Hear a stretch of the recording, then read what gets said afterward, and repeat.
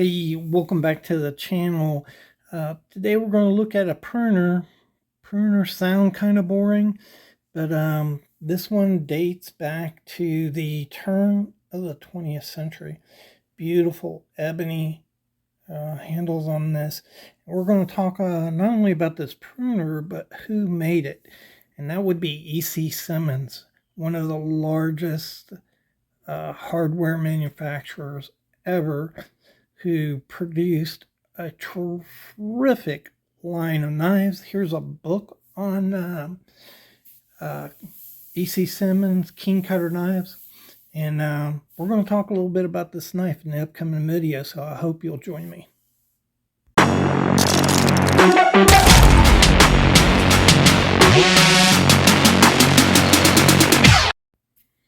Hey, welcome back to the Fortified Castle. Hi, all my viewers.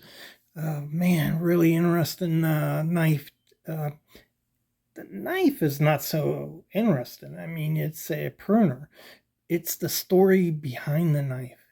This is a really old knife right here.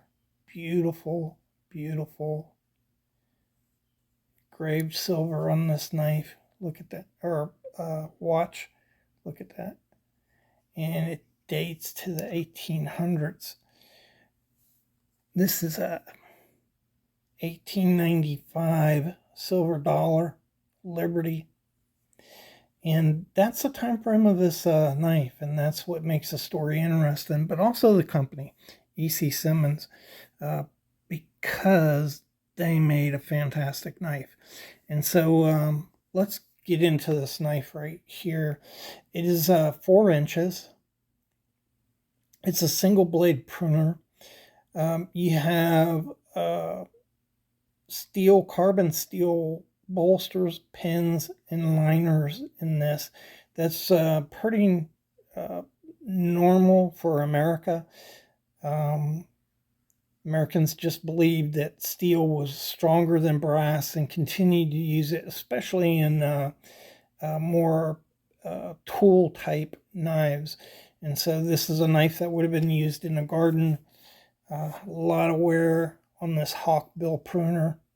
Look at the prominent swedge right here that cut down. Really awesome. Really good stock. And I can't push this open, so just gator snap on this. Wow. Perfectly aligned with the tang. The tang in the, or I'm sorry, the back spring. Just beautiful made knife, in great shape.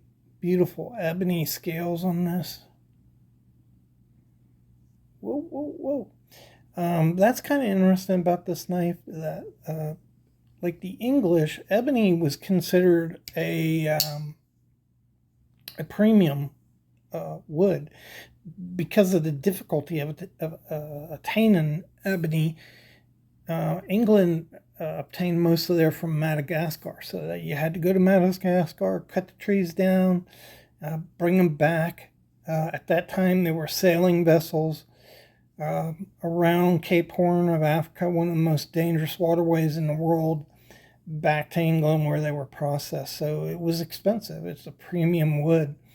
And what's unusual is the marking on this knife is E.c. Simmons. And so E.c. Simmons was a hardware out of St. Louis. You could see it right there.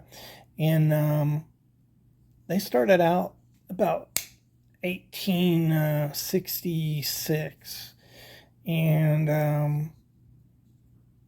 by the 1880s, E.c. Simmons was a going concern and the largest retailer in hardware in the United States at the time.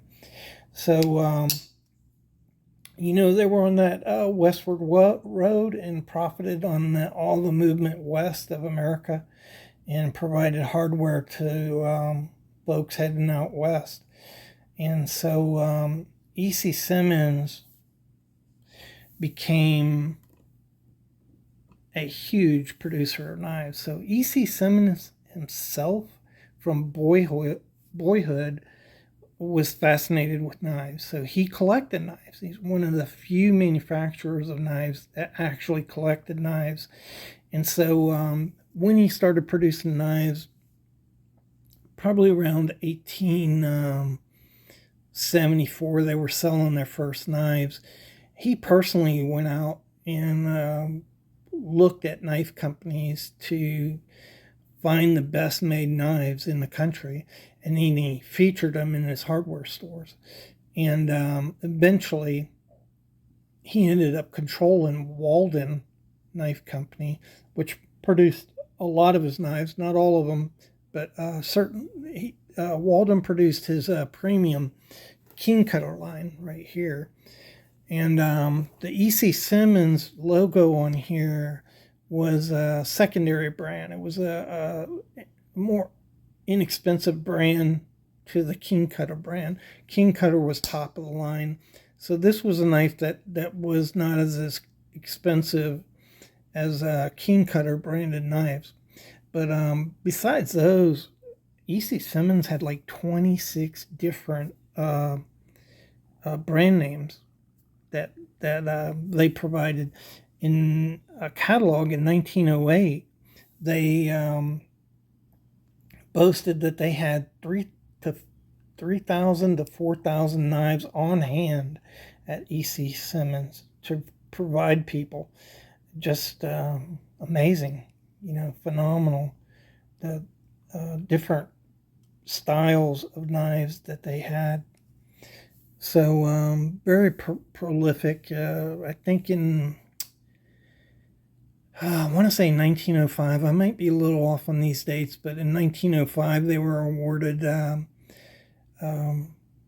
top knives in an exposition in St. Louis, and then again, I think in 1908 in an exposition in Washington State, they awarded best knife in the world.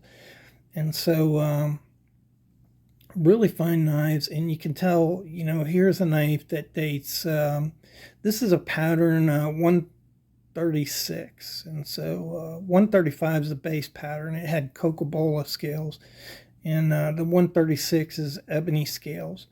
And he produced about 5 different types of pruning knives.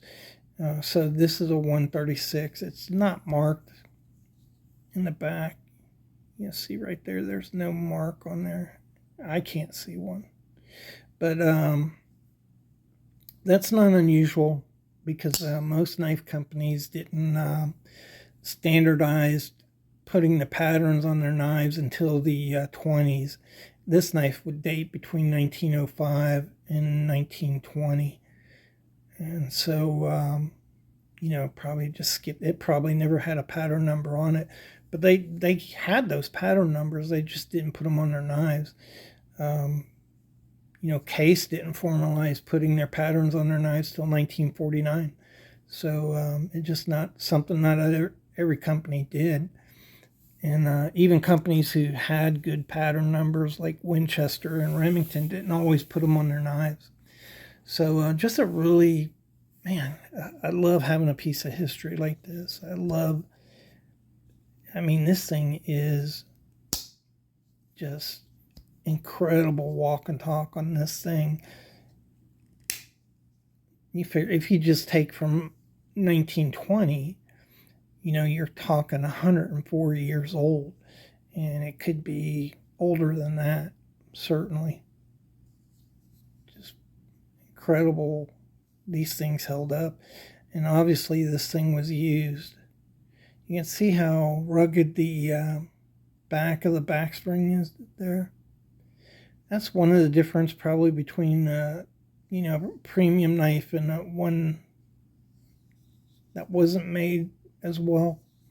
Is they cleaned up the back of the back springs on premium knives and the tangs, but they would have used nickel silver in them too, where these are just garden tools, so they used just carbon steel on here. Still good looking knife though, and unusual. You take a a knife that was less expensive than other knives, and you put ebony on it. It's kind of weird that they did that. The English didn't do that. So premium materials like ebony, pearl, abalone, ivory was only put on premium knives. But in America, they put ebony on knives that weren't as premium as other knives. Pretty interesting. Anyhow, I hope you enjoyed taking a look at that.